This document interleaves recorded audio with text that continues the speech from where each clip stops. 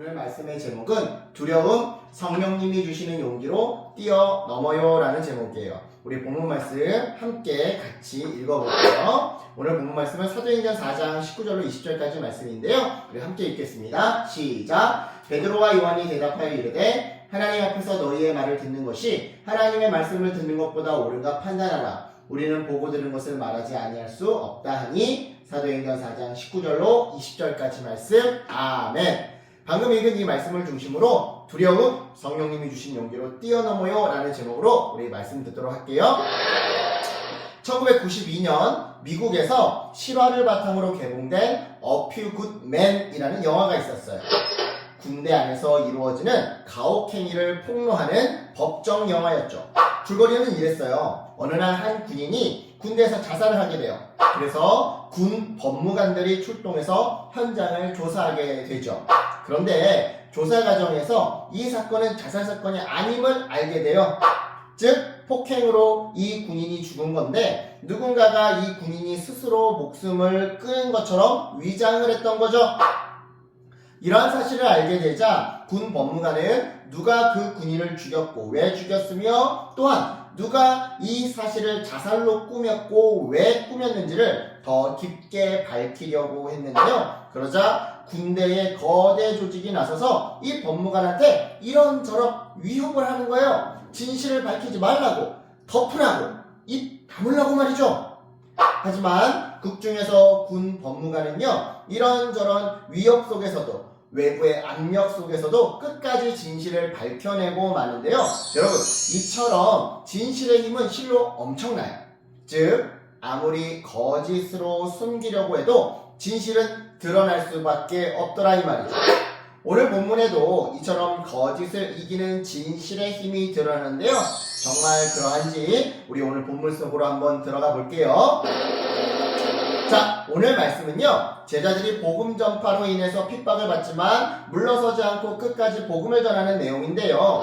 오늘 본문에 앞서 사도행전 3장에서 성령님을 받은 베드로와 요한은요, 성전 문 앞에서 태어날 때부터 못 걸었던 한 장애인의 다리를 고쳐주게 돼요. 그리고 이것을 계기로 많은 사람에게 예수님의 복음을 전하게 되죠.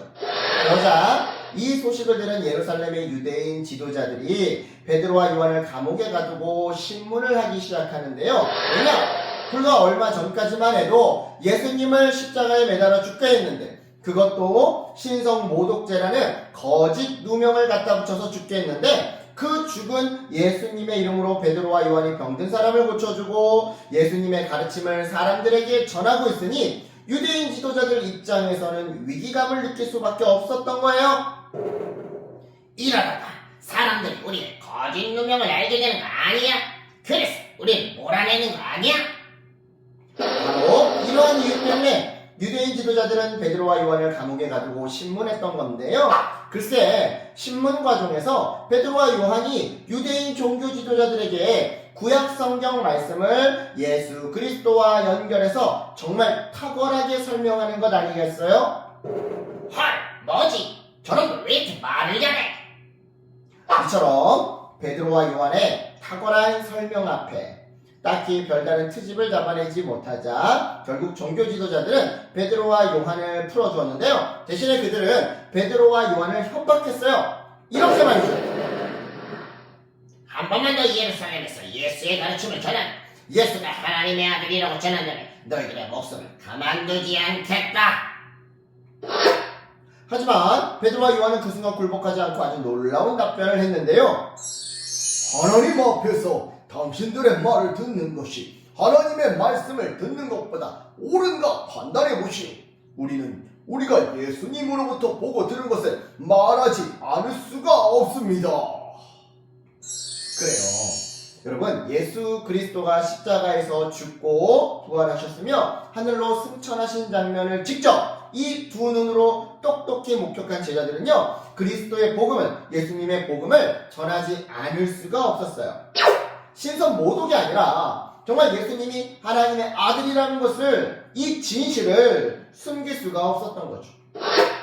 하지만 여러분, 아무리 진실을 알고 있다고 해도 진실을 전하다가 예수님처럼 잡혀가 죽을지도 모를 상황에서 제자들은 당연히 겁을 먹고 두려울 수밖에 없었을 거예요. 그럼에도 베드로와 요한은요, 협박하는 지도자들 앞에서 아주 담대하게 우리는 진실을 알릴 수밖에 없습니다 라고 말했던 건데요. 여러분, 어떻게 이런 일이 가능했을까요? 답은요, 베드로와 요한이 성령님을 받았기 때문이에요. 다시 말해, 성령님을 받았기에 성령님이 주시는 지혜와 용기로 베드로와 요한은 이처럼 담대하게 말할 수 있었던 거죠. 이처럼 감옥에서 풀려난 베드로와 요한은요, 곧장 교회로 돌아가서 다른 사도들과 성도들에게 그동안 어떤 일이 있었는지 설명했어요. 그리고 이 과정을, 이 모든 말을 들은 사도와 성도들은요, 하나님께 기도하기 시작했죠. 하나님, 시편 2편에서 말씀하신 것처럼 지도자들이 하나님께서 친히 세우신 왕 예수 그리스도와 싸우려고 합니다. 많은 사람들이 예수님을 미워하고 대적했듯이 예수님의 복음을 전하는 우리들도 동일하게 대적하고 있습니다. 하지만 주님, 우리는 이런 대적과 고난을 이미 시편 2편을 통해 예상하고 있었습니다. 자, 이렇게 기도를 시작한 사도들은요, 이어서 놀라운 고백을 하는데요. 주님, 이제 그들이 우리를 위협하고 있는 것을 불쌍히 여겨주시옵소서. 위협과 핍박 속에서도 저희들이 진리의 말씀, 진실된 말씀, 바로 주님의 말씀을 담대하게 말할 수 있도록 용기를 주시옵소서. 자, 여러분, 지금 이 사도들의 기도는요, 정말 대단한 기도였어요. 왜냐? 보통 사람들이라면 대적들을 만났을 때, 그래서 협박을 당했을 때 하나님께 자신들의 안전을 지켜달라고, 그리고 자신들을 괴롭히는 그 대적자들이 하나님 앞에서 심판받게 해달라고 기도를 하는데, 쉽게 말해 복수해달라고 기도하는데, 그들은 그렇게 기도하지 않았거든요. 오히려 대적자들이 괴롭히는지 말든지 우리는 흔들리지 않고 계속 우리의 길을 가겠다고, 계속 그리스도의 복음, 그 진실을 전할 테니 우리에게 용기를 달라고 기도했거든요. 더욱이 한 발 더 나아가서 사람들 앞에서 예수님이 진짜 하나님의 아들인 게 맞다라고 하는 그 진실된 복음을 전할 때 병고침의 기적이 자신들을 통해 나타나서 사람들이 그 복음을 더욱더 잘 믿게 해달라고 기도했는데요. 다시 말하지만 이건 분명 상식에 벗어난 기도였어요. 하지만 여러분, 이런 비상식적인 기도에 하나님 기쁨으로 응답해 주셨는데요. 그 증거가 바로 지진이었어요. 자, 우리 31절을 함께 읽어볼게요. 시작! 제자들이 기도를 마치자 그들이 모여있는 곳이 흔들렸습니다. 제자들은 모두 성령으로 충만해져서 하나님의 말씀을 담대하게 전하였습니다. 아멘. 그래요. 하나님은 지진을 통해 말이 없는 행동으로 이렇게 말씀해 주셨던 거예요.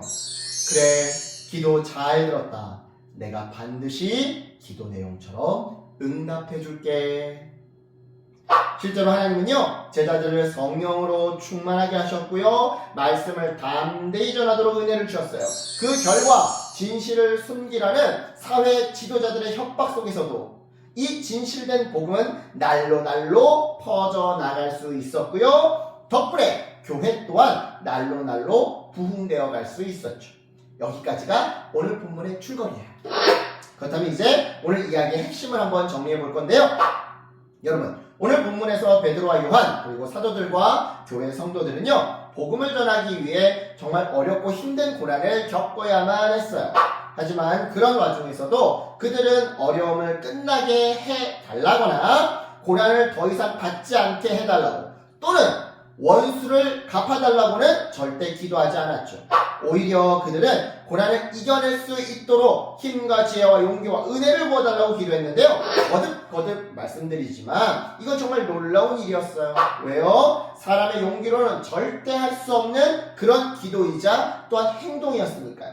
따라서 이건 예수 그리스도가 보내주신 성령님의 은혜이자 능력 덕분이었다고 밖에는 설명할 길이 없는 기도 그리고 행동이었던 건데요. 사실 이건 이전에 복음서에서 아직 성령을 받지 않았던 베드로는요, 예수님이 십자가에 못 박히시기 위해 공회에 끌려가시자 자기도 함께 끌려갈까봐 두려워하고 무서워했더랬어요. 그래서 예수님을 부인했더랬어요. 하지만 성령님을 받은 이후 베드로는 더 이상 두려워하지 않는 강철의 심장을 갖게 되었죠. 사랑하는 여러분, 이처럼 예수님을 내 삶의 주인으로 고백하고 믿는 사람에게는요, 성령님이 임하시사 성령님이 주시는 용기로 하루하루를 살아가게 돼요. 즉, 친구나 나를 괴롭히는 사람들을 향해 하지 말라고 말할 수 있는 용기, 멈추라고 말할 수 있는 용기와 거짓말을 시키는 사람들 앞에서 진실을 말할 수 있는 용기, 무엇보다 나만 손해볼까 두려운 가운데서도 그럼에도 옆 사람을 위해 구명조끼까지 심지어는 양보할 수 있는, 옆 사람을 위해 희생할 수 있는 용기가 생겨나더라 이 말이죠. 따라서 여러분, 이번 한 주도 성령님의 능력을 받아 어떤 어려움 속에서도 용기를 잃지 말았으면 좋겠어요. 요즘에 목사님이 여러분에게 계속 강조하고 있는 거 있죠? 뭐예요? 일어나서 한번, 자기 전에 한번 기도하자. 성령님, 예수님을 내 삶의 주인으로 따를 수 있도록 도와주세요. 그리고 이 일을 위해 예수님을 닮은 힘과 지혜와 용기를 내게 부어주세요. 사랑하는 여러분, 이 기도가 쌓이고 반복되어서 성령님이 주시는 용기로 어떠한 두려움도, 어떠한 불의도, 어떠한 거짓도 이겨내고 뛰어넘는 저와 여러분 되기를 예수님의 이름으로 축복합니다. 아멘.